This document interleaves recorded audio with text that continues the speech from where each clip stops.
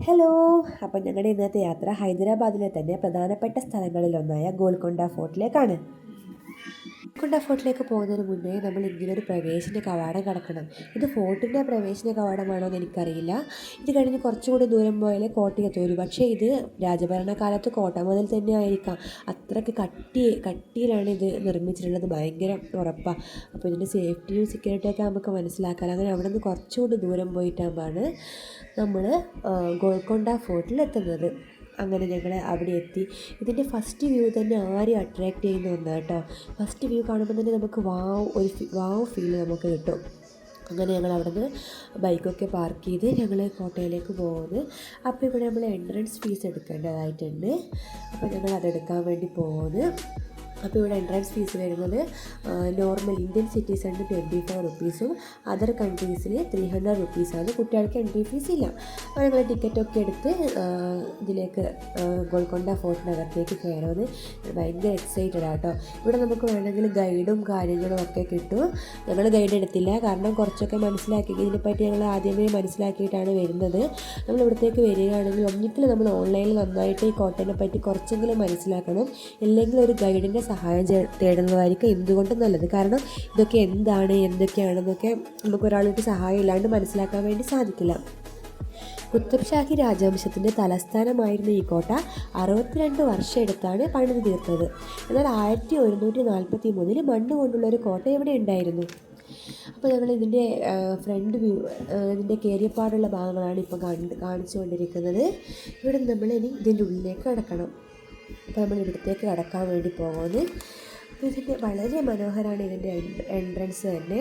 ഇതിൻ്റെ മേലെ കണ്ടോ ഒരു നല്ല ഡയമണ്ട് കട്ട്, 24 ഡയമണ്ട് കട്ടിലാണ് ഇത് നിർമ്മിച്ചിട്ടുള്ളത്. അപ്പോൾ 24 ഡയമണ്ട് കട്ടിൽ നിർമ്മിച്ചത് എന്തുകൊണ്ടാണ് എല്ലാവരും ക്ലാപ്പ് ചെയ്യുന്ന സൗണ്ടാണ് കേൾക്കാൻ വേണ്ടി പറ്റും. ഇതിൻ്റെ എല്ലാവരും ക്ലാപ്പ് ചെയ്യുന്നത് വെച്ചാൽ നമുക്കൊരു ഒറ്റ കേൾക്കാൻ വേണ്ടിയിട്ടാണ്.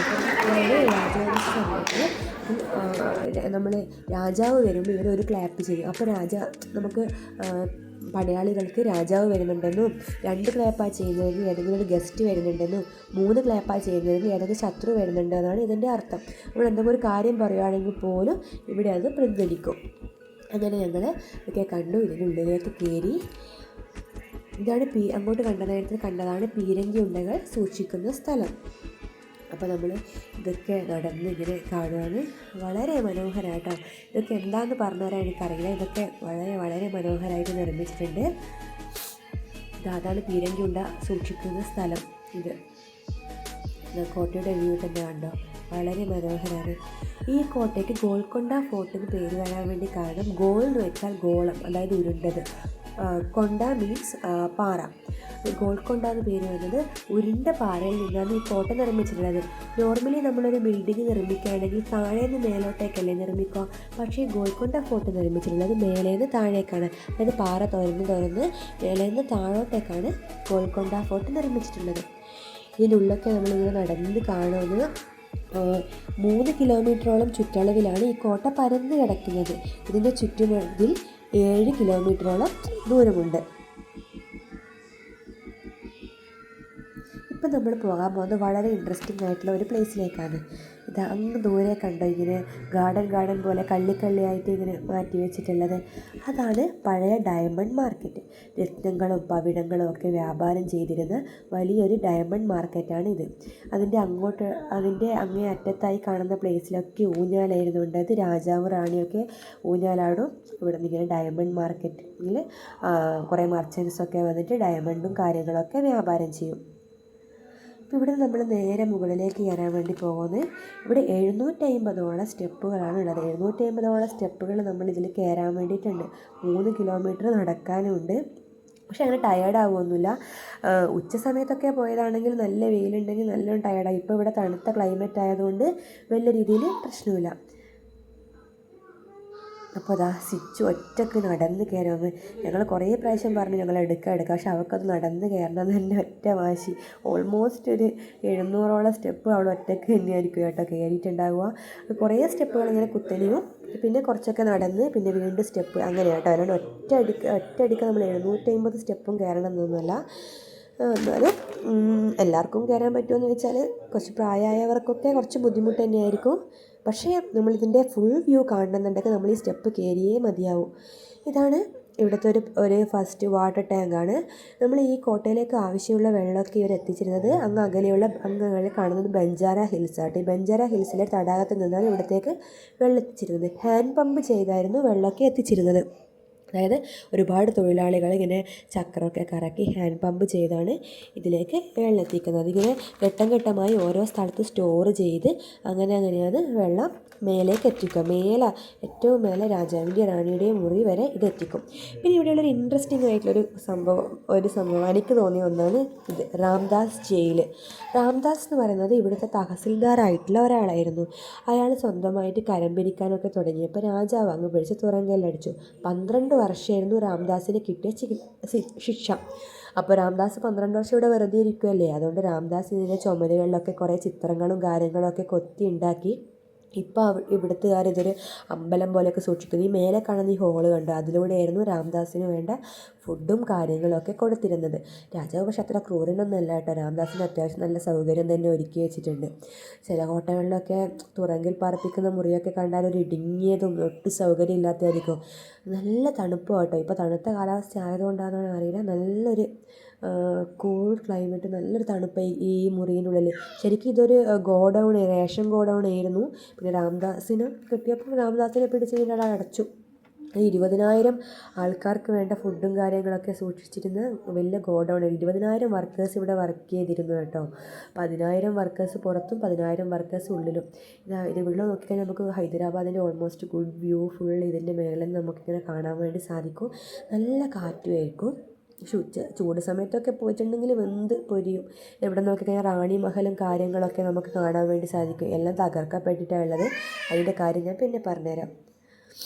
ഇപ്പോൾ അവിടെ ഇപ്പം നമ്മൾ കുറച്ച് മുമ്പ് കണ്ടത് ഇതാ ഇവിടെയൊക്കെ അടിപൊളി വ്യൂ ഉണ്ട്.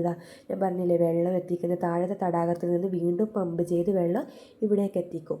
ഇവിടെ നിന്ന് വീണ്ടും പമ്പ് ചെയ്ത് രാജാവിൻ്റെയും റാണിയുടെയും മുറിയിലേക്ക് എത്തിക്കും. അങ്ങനെയായിരുന്നു. എല്ലാം തകർക്കപ്പെട്ടിട്ടാണ് ഉള്ളത്. ഇവിടെ ഒന്നും അങ്ങനെ എന്തൊക്കെയോ കാര്യങ്ങളൊന്നും നെല്ലടിക്കൊന്നും എഴുതി വെച്ചിട്ടില്ല, അതുകൊണ്ട് നമുക്ക് പെട്ടെന്ന് മനസ്സിലാവില്ല. പിന്നെ ഇവിടെ വേറെ ഒരു കാര്യം, ഇവിടെ ഒരു മുസ്ലിം രാജവംശത്തിൻ്റെ കോട്ടയ്ക്കുള്ളിൽ ഒരു ഹിന്ദു ടെമ്പിൾ, ഇവിടെ ഒരു കാളി മാതാ ടെമ്പിൾ ഉണ്ട് കേട്ടോ. അത് ഈ കോട്ട നിർമ്മിക്കുന്ന സമയത്തിന് മുന്നേ തന്നെ ഈ അമ്പലം ഇവിടെ ഉണ്ടായിരുന്നു എന്നാണ് പറയുന്ന കേട്ടത്, എനിക്ക് അറിയില്ല. അപ്പോൾ ഇപ്പോഴും കാളിമാതയെ ഇവിടെ ആചരിക്കുന്നുണ്ട്. ഞാനും അതിൻ്റെ ഉള്ളിൽ കയറി പ്രസാദമൊക്കെ വാങ്ങി. അവിടെ പൂജാരിയും കാര്യങ്ങളൊക്കെ ഉണ്ടായിരുന്നു. പിന്നെ ഇതാണ് രാജാവിൻ്റെ ദർബാർ ഹാൾ.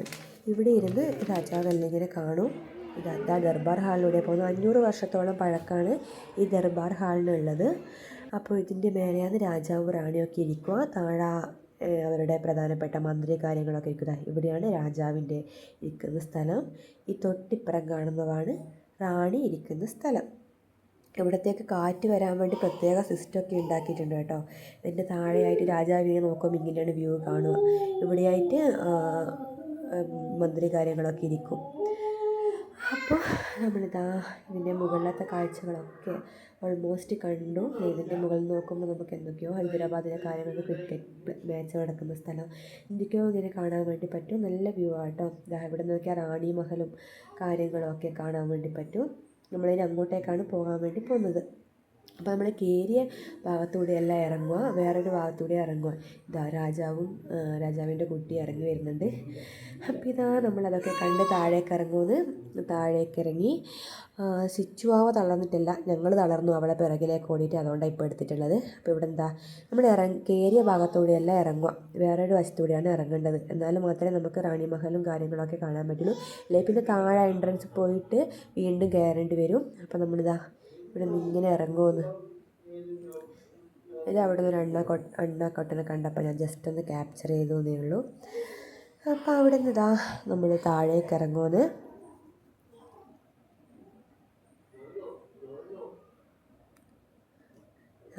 ഇതെന്തോ കുളിപ്പുരയോ മറ്റോ ആണെന്ന് തോന്നുന്നു.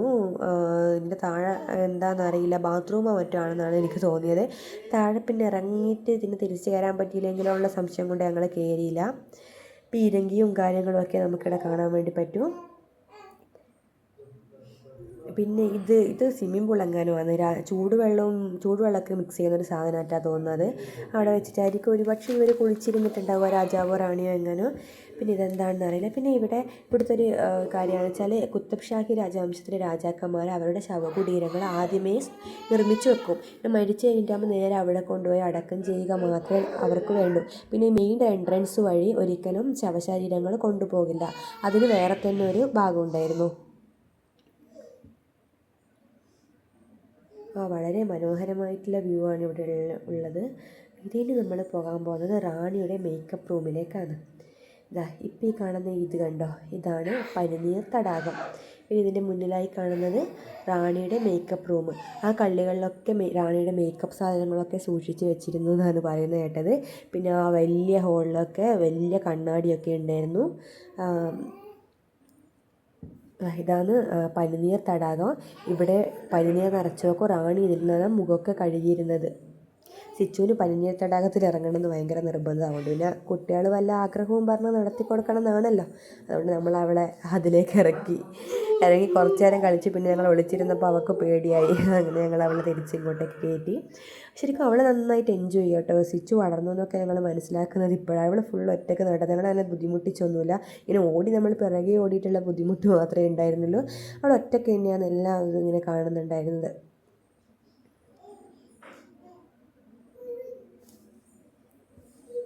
ഇതിൻ്റെ മുകളിലൊക്കെ മേൽക്കൂരയൊക്കെ ഉണ്ടായിരുന്നു കേട്ടോ. അതൊക്കെ അടിച്ച് തകർക്കപ്പെട്ടതാണ്. 1687 ഔറംഗസേബ് ഈ കോട്ട പിടിച്ചടക്കിയപ്പോൾ ഇതൊക്കെ അടിച്ച് തകർത്തു. ഇത് കണ്ട്, ഇതും 24 ഡയമണ്ട് കട്ടിലാണ് നിർമ്മിച്ചിട്ടുള്ളത്. അതായത് ഇവിടെ ഇങ്ങനെ കാവലിൽ നിൽക്കുന്ന തോഴി എന്ത് കാര്യം പറഞ്ഞാലും മേലെ രാജാവിൻ്റെ മുറിയിൽ ഇതിൻ്റെ പ്രതിധ്വനി കേൾക്കുമായിരുന്നു. ഇതുകൊണ്ട് ഫുൾ അടിച്ച് തകർക്കപ്പെട്ടിട്ടാണ് ഉള്ളത്. അപ്പോൾ 1687 ഔറംഗസേബാണ് ഈ കോട്ട പിടിച്ചടക്കിയത്. അവരിത് 8 മാസവും 9 ദിവസവും എടുത്തിട്ടാണ് അടിച്ച് തകർത്തത്. മുഴുവൻ അടിച്ച് തകർക്കാൻ അവരെ കൊണ്ട് പറ്റില്ല. കാരണം പാറ കൊണ്ടുണ്ടാക്കിയതല്ലേ ഫുള്ള്. അടിച്ച് തകർക്കാൻ നല്ല പണിപ്പെട്ടിട്ടുണ്ടാവും. 8 മാസവും 9 ദിവസം എടുത്തിട്ട് അവർക്ക് ഇത്രയൊക്കെ ഇതിൽ തകർക്കാൻ വേണ്ടി പറ്റിയിട്ടുള്ളൂ.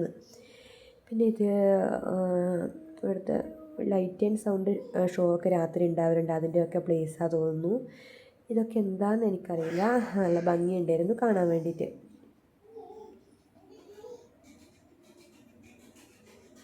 അവിടെ ഇരുന്ന് കുറച്ച് വെള്ളമൊക്കെ കുടിച്ച് കുറച്ച് ഫുഡൊക്കെ കഴിച്ചു. ഇവിടുന്ന് കുറച്ച് നേരം ഞങ്ങൾ റെസ്റ്റ് എടുത്തു. ഓൾമോസ്റ്റ് വ്യൂ ഒക്കെ ഞങ്ങൾ കംപ്ലീറ്റ് ചെയ്തു. കോട്ടയുടെ ഏകദേശം എല്ലാം കണ്ടിട്ടുണ്ട്, മനസ്സിലാക്കിയിട്ടുണ്ട്. അപ്പോൾ ഹൈദരാബാദിൽ വരുന്ന ആൾക്കാർ പറ്റുവാണെങ്കിൽ ഇതും കൂടി ഒന്ന് വിസിറ്റ് ചെയ്യണം. കുറച്ച് ദൂരം നടന്ന് കാണാനുണ്ടെങ്കിലും വളരെ മനോഹരമായ കാഴ്ചകൾ തന്നെയാണ് ഉള്ളിലുള്ളത്. ചരിത്രത്തെപ്പറ്റി അറിയാൻ ആഗ്രഹമുള്ള എല്ലാവർക്കും ഇത് വളരെ ഇൻട്രസ്റ്റിംഗ് ആയിട്ട് തോന്നും. ഇത് നമ്മുടെ എൻട്രൻസിൻ്റെ അവിടെ നിന്ന് നേരെ നമുക്ക് റാണി മഹലിലേക്കൊക്കെ കയറണമെങ്കിലുള്ള ഒരു വഴിയാണ്. രാജാവ് റാണിയൊക്കെ ഇതുവഴിയാണ് പോയിരുന്നത്.